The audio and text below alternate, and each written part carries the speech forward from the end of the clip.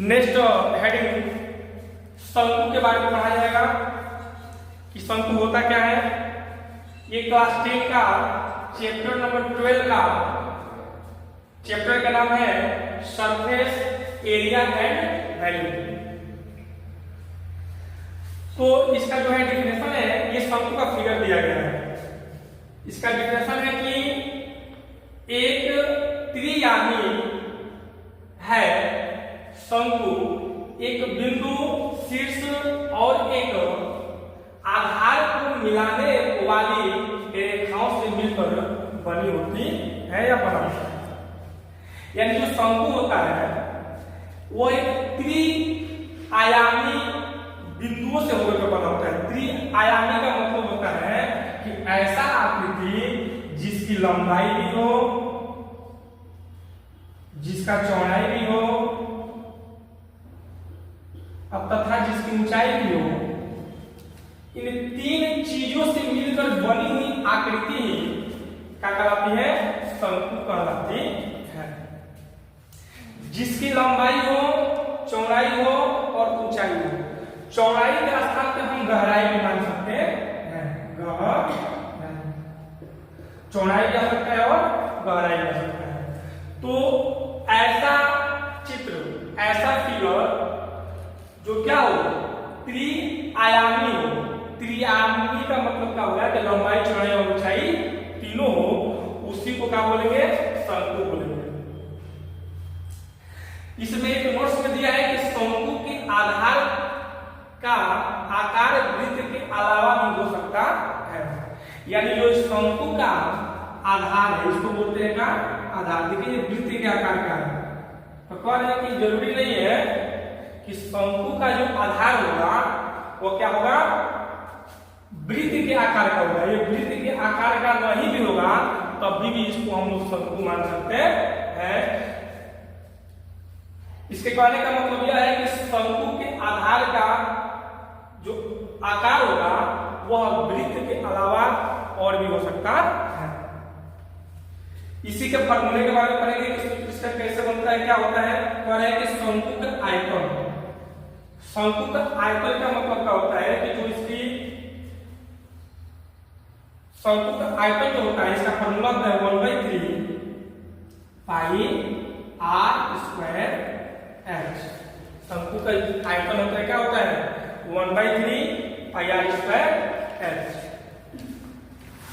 शंकु के अंदर जितने ही भाग होंगे, जो भी इसमें मटेरियल रखा जाएगा, चाहे जो भी इसमें चीजें रखा जाएगा, तो जितना होगा अपना एरिया कवर करेगा, क्षेत्रफल कवर करेगा, वही उस भाग को क्या बोलते हैं? आयतन बोलते हैं।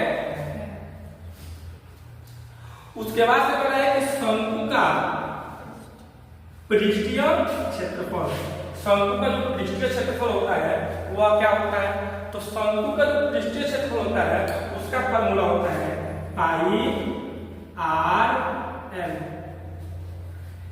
शंकु का जो पृष्ठीय क्षेत्रफल होता है इसका फॉर्मूला होता है पाई आर एल।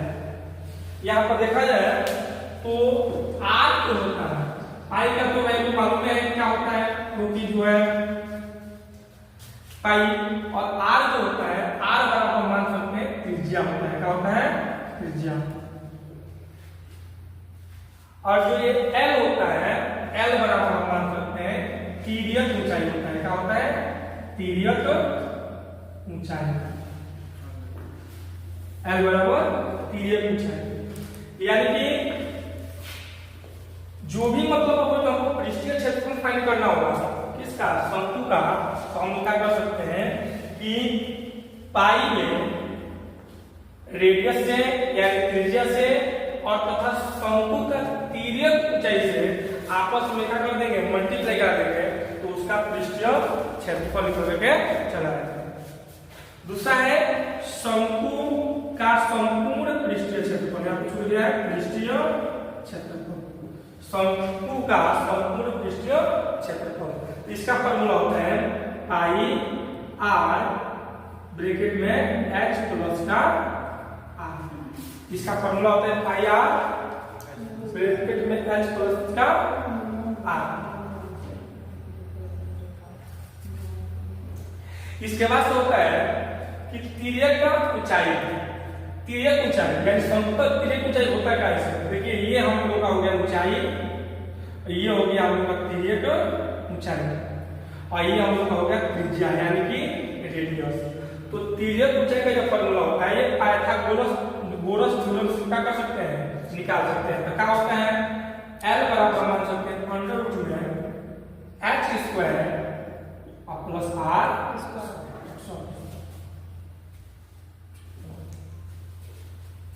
बेलन क्या होता है, बेलन का मतलब होता है सिलेंडर, क्या बोलते हैं बेलन सिलेंडर। तो कि एक त्रि-आयामी ठोस आकृति जिसके दो गोलाकार आधार होते हैं, मतलब ऐसा ठोस आकृति जिसका गोलाकार, गोलाकार मतलब सर्कल का आकार का दो क्या हो आधार हो, आधार हो मतलब दोनों ओर से उसको क्या किया जा सके और रखा जा सके। देखिए ऊपर भी यहाँ पे गोलाकार हो गया और नीचे भी गोलाकार हो गया। दो क्या कर रहे हैं, एक त्रिआयामी ठोस आकृति जिसके दो गोलाकार आधार होते हैं तथा और ये घुमावदार सतह से जुड़े होते हैं, उसे क्या कहते हैं बेलन कहा जाता है।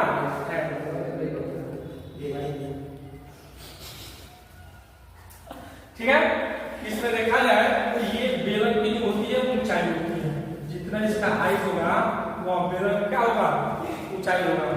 तथा जो ये सर्कल दिया है मतलब वृत्त, ये इसका डायमीटर होता है, डाया होता है जिसको कैपिटल डी द्वारा या स्मॉल डी द्वारा रख सकते हैं, और डायमीटर का जो आधा होता है वो रेडियस होता है। रेडियस मतलब त्रिज्या होता है, इसको व्यास बोलते हैं।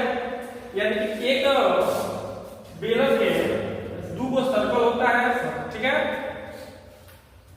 तथा एक सर्कल में दो त्रिज्या, एक सर्कल में यानी कि एक डायमीटर में दो त्रिज्या मान सकते हैं। अब आप देखिए फॉर्मूला दिया है बेलन का आयतन, यानी कि हम इस बेलन का आयतन को निकालें तो कैसे निकलेगा। तो बेलन का आयतन का फॉर्मूला होता है पाई आर स्क्वायर एच। बेलन का आयतन का फॉर्मूला होता है पाई आर स्क्वायर एच।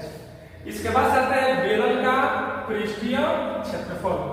अगर जो बेलन का पृष्ठीय क्षेत्रफल निकालना हो तो हम क्या कर सकते हैं, तो इसको लिख सकते हैं फॉर्मूला 2 पाई आर एच।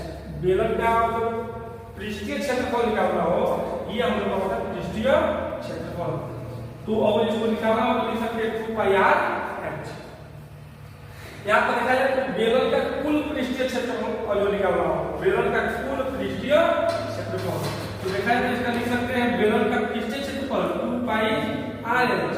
अब प्लस देखिए इसमें दो सर्कल है, दो सर्कल है, तो एक सर्कल का जो क्षेत्रफल होता है, एरिया होता है, वो होता है पाई आर स्क्वायर।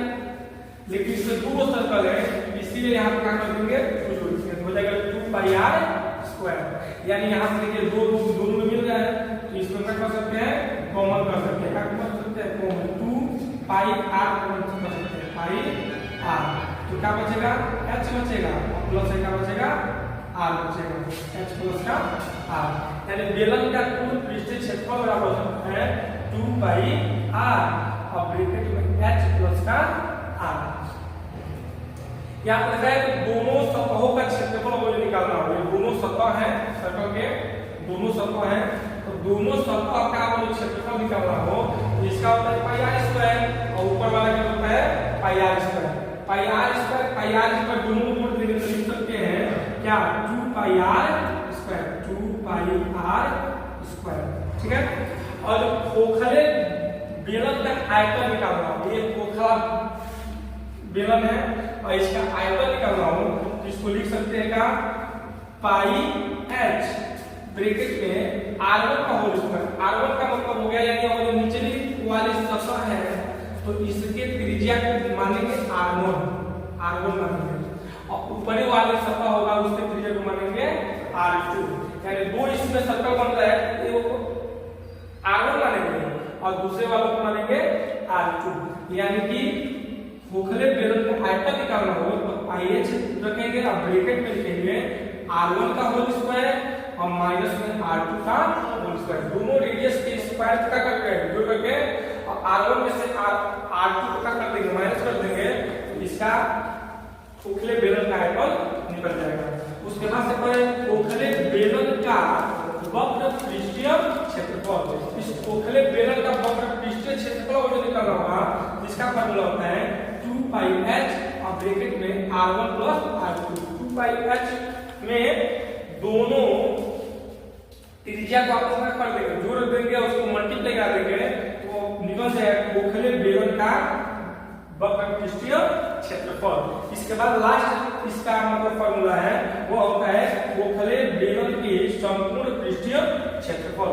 खोखले बेलन के संपूर्ण पृष्ठीय क्षेत्रफल निकालना होगा तो लिखेंगे क्या 2 पाई h और ब्रैकेट में R1 प्लस R2 प्लस 2 पाई और ब्रैकेट में R1 का होल स्क्वायर और माइनस R2 का होल स्क्वायर। ये जो है बेलन का सभी फॉर्मूले हैं। इसको जो आप सॉल्व कर लेते हैं तो सिलेंडर के अंतर्गत जो भी मतलब हो क्वेश्चन आएंगे उसको हम आसानी से सॉल्व कर सकते हैं।